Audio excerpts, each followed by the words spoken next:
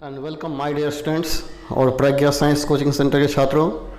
My dear students, आज मैं आपको क्लास 12 फिजिक्स के ऑप्टिक्स का दूसरा चैप्टर पढ़ाने जा रहा हूं, जो है गोलीय सतह से प्रकाश का अपवर्तन। जिस चैप्टर का नाम है गोलीय सतह से प्रकाश का अपवर्तन। तो चलिए हम लोग अपना चैप्टर शुरू करते हैं। और इसके पहले हम आपको बता देना चाहेंगे कि यदि आप इस चैनल पर नए हैं तो चैनल को सब्सक्राइब कर लें और लाइक करें तथा अपने दोस्तों को बताएं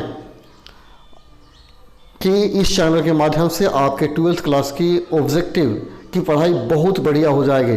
तो चलिए हम लोग शुरू करते हैं अपना आज का क्लास। बहुत ही इंपॉर्टेंट क्वेश्चन होगा आपके परीक्षा के लिए, काफ़ी इंपॉर्टेंट। तो चलिए हम शुरू करते हैं। सबसे पहला क्वेश्चन है, पानी में हवा का एक द्विउतल बुलबुला किस प्रकार व्यवहार करेगा। पानी में हवा का एक द्विउतल बुलबुला किस प्रकार व्यवहार करेगा। विकल्प है अभिसारी लेंस, अपसारी लेंस, कांच की समतल पट्टी या अवतल दर्पण। अब सोचिए फिर से क्वेश्चन, पानी में हवा का एक द्विउतल बुलबुला किस प्रकार व्यवहार करेगा। अभिसारी लेंस, अपसारी लेंस, कांच की समतल पट्टी या अवतल दर्पण। आंसर होगा आपका अपसारी लेंस। अपसारी लेंस की तरह व्यवहार करता है। अपसारी लेंस का मतलब हो गया अवतल लेंस, इसका अर्थ हो गया अवतल लेंस। ठीक है, दो लेंस होता है, एक अपसारी एक होता है अभिसारी।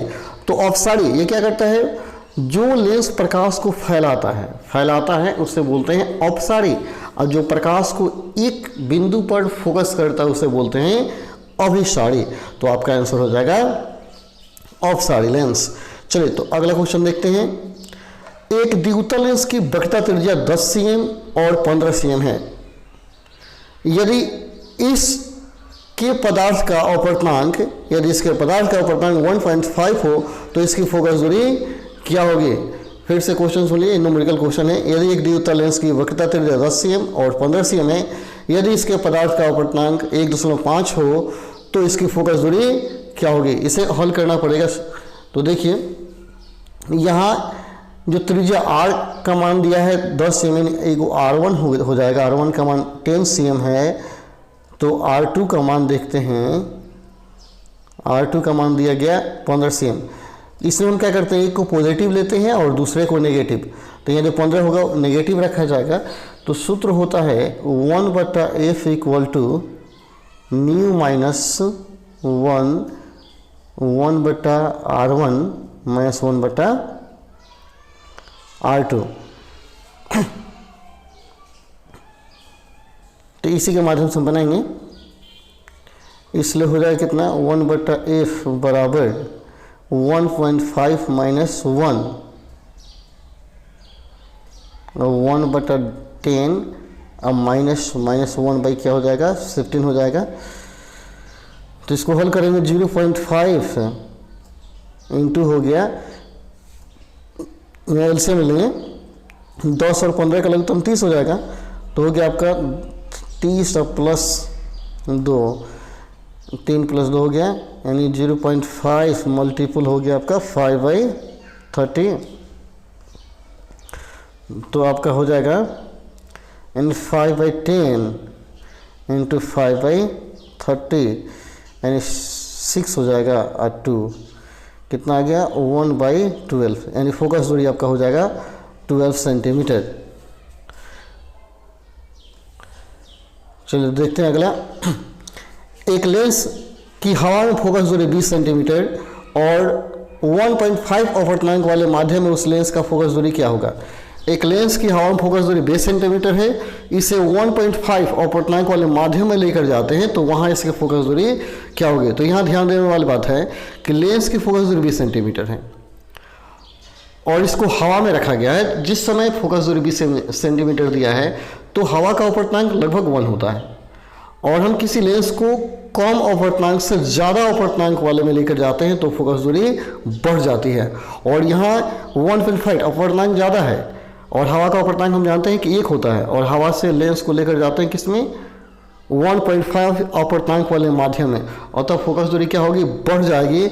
और यहाँ इस स्थिति में फोकस दूरी बहुत ही ज़्यादा बढ़ जाती है, यहाँ अनंत हो जाता है, यहाँ फोकस दूरी हो जाएगा अनंत। आपका आंसर होगा डी, अनंत। कांच के अवतल लेंस को जब पानी में डुबाया जाता है, यहाँ लेंस होगा, कांच के अवतल लेंस को पानी में डुबाया जाता है तब यह कार्य करता है। कांच के एक अवतल लेंस को पानी में डुबाया जाता है तब यह कार्य करता है। आपको बताना है किसके तरह कार्य करता है। विकल्प है कम अभिसारी, अधिक अभिसारी, कम अपसारी या अधिक अपसारी। अपसारी का मतलब मैं आपको बताया था, अपसारी यानी जो प्रकाश को फैलाता है। तो प्रकाश को फैलाने वाले कौन है, अवतल। अश्य कराने वाले कौन है, उत्तल। तो कम अपसारी पूछ रहे हैं, कम अभिसारी, अधिक अभिसारी या अधिक अपसारी। सोचिए क्या होगा। क्वेश्चन था कांच के एक अवतल लेंस को जब पानी में डुबाया जाएगा, जब अवतल को पानी में डुबाएंगे तो किसके तरह कार्य करेगा। तो याद रहे कम अपसारी की तरह कार्य करेगा, कम अपसारी। आपका आंसर होगा सी। अगला, यदि किसी लेंस की फोकस दूरी 20 सेमी हो तो इसकी क्षमता क्या होगी। यहाँ एफ का मान दिया गया है, एफ इक्वल टू 20 सेंटीमीटर। तो क्षमता पूछता है, इसलिए P बराबर क्या होगा, 1/f होता है। अगर 1/f रखेंगे तो ये हमेशा f को मीटर में रखना होगा, लेकिन ये cm में दिया है। तो फॉर्मूला एक और होता है, जब सेंटीमीटर में होगा तो क्या होगा, 100/f हो जाएगा। तो हम क्या करेंगे, 100/f, इसलिए हो गया P बराबर हो गया 100/20, तो कितना हो जाएगा 5, यानी 5 डायप्टर, यानी आपका आंसर हो जाएगा ए। अगला क्वेश्चन, 2 डायप्टर और -3.5 डायप्टर के दो लेंस को संपर्क में रखा गया है तो संयोग की क्षमता क्या होगी। यहाँ दो लेंस का क्षमता दिया गया है, यानी प्रथम लेंस का क्षमता P1 मान लीजिए 2 डायप्टर, दूसरे लेंस का क्षमता P2 मान लेते हैं -3.5 डायप्टर। तो संयोग का क्षमता P बराबर होता है P1 प्लस P2। तो हम क्या करेंगे, लिखेंगे, इसलिए P बराबर हो जाएगा 2, आप प्लस करेंगे तो माइनस है 3.5, सब्सट्रैक्ट हो जाएगा तो 1.5 डायप्टर, यानी आपका आंसर होगा 1.5 डायप्टर, यानी बी नंबर। अगला क्वेश्चन देखते हैं, 20 सेंटीमीटर और -40 सेंटीमीटर फोकस दूरी और दो लेंसों के संयोग से यानी सहयोग से बने समतुल्य लेंस की क्षमता क्या होगी। एंड दो लेंस है जिसकी फोकस दूरी दी गई है 20 cm और -40 सेंटीमीटर दी गई है, तो दोनों के संयोग से एक साथ रखेंगे तो क्षमता क्या होगी। तो पहले हमको फोकस दूरी निकालना होगा, तो हम क्या करेंगे, क्षमता निकालेंगे। तो यहाँ दिया है F1 का मान दिया गया 20 cm और F2 का मान कितना दिया है, -40 cm। तो पहले संयोग का फोकस दूरी निकालिए। तो दो लेंस को एक साथ रखेंगे, संयोग का फोकस दूरी F हो तो F बराबर होता है 1/F1 प्लस 1/ हो जाएगा आपका F2। ठीक है, तो हम इसको मान रखेंगे, इसलिए 1/F बराबर क्या हो जाएगा, आपका हो गया 1/20। आप प्लस करेंगे तो माइनस दिया है, तो क्या हो गया 1/ हो गया 40, 1/40। इसको हल करेंगे, यहाँ प्लस है तो इसको हल कीजिएगा, 40 एलसीएम हो जाएगा आपका। तो हो गया आपका कितना 2 -1 कितना आ गया 1/40। इसका मतलब हो गया, इसलिए 1/f इक्वल टू 1/, कितना आ गया 40, यानी f का मान क्या हो गया 40 सेंटीमीटर हो गया। f का मान 40 आ गया तो हमें क्षमता निकालना है, क्षमता निकालेंगे। इसलिए p इक्वल टू क्या होता है, cm में दिया है तो 100 क्या करेंगे, f रखेंगे, यानी हो गया 100/40। 100 में 40 से भाग देंगे तो 5 क्या हो जाएगा 2 आएगा, यानी 2.5 डायप्टर, 2.5 डायप्टर, यानी आपका आंसर हो जाएगा बी। अगला क्वेश्चन, यदि समान फोकस दूरी F के दो अभिसारी लेंस एक दूसरे के संपर्क में रखे गए हों तब संयोग की फोकस दूरी क्या होगी। यानी दो अभिसारी लेंस है जिनकी फोकस दूरी FF है, एक साथ रख दिया जाता है तो संयोग की फोकस दूरी, तो अभी बताए थे कि 1/F इक्वल टू फॉर्मूला होता है 1/F1 जो 1/F2। तो F1 F2 दोनों का मान क्या दिया, F दिया है, यानी इसलिए हो जाएगा संयोग की फोकस दूरी कैपिटल F अगर मान लेते तो हो जाएगा 1/F प्लस हो गया 1/F। जोड़ देंगे तो कितना हो गया 2/f, यानी आपका आ गया 1/F इक्वल टू हो गया 2/f, यानी आपका आंसर हो गया, इसलिए f बराबर हो गया f/2, यानी संयोग की फोकस दूरी f/2 हो जाएगा, यानी बी आपका आंसर होगा।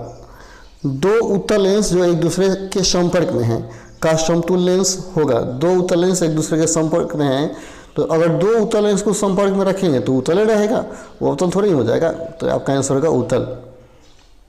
अगला, तीन लेंस जिनकी फोकस दूरी 20 cm, -30 cm और 60 cm है, एक दूसरे सटे हैं, तीन के संयोग का फोकस दूरी सेम पहले की तरह क्वेश्चन है। ये तीन लेंस हैं, तो तीन लेंस का फोकस दूरी दिया गया, यानी f1 का मान दिया गया 20 cm, f2 का मान दिया गया -30 और f3 का मान दिया गया है 60 cm। ठीक है, तो संयोग का फोकस दूरी f मान लेंगे, इसलिए हो जाएगा 1/f बराबर 1/20 प्लस कर देंगे 1/30, आप प्लस कर दीजिए 1/60, या 30 माइनस में दिया है तो माइनस में ही रखेंगे।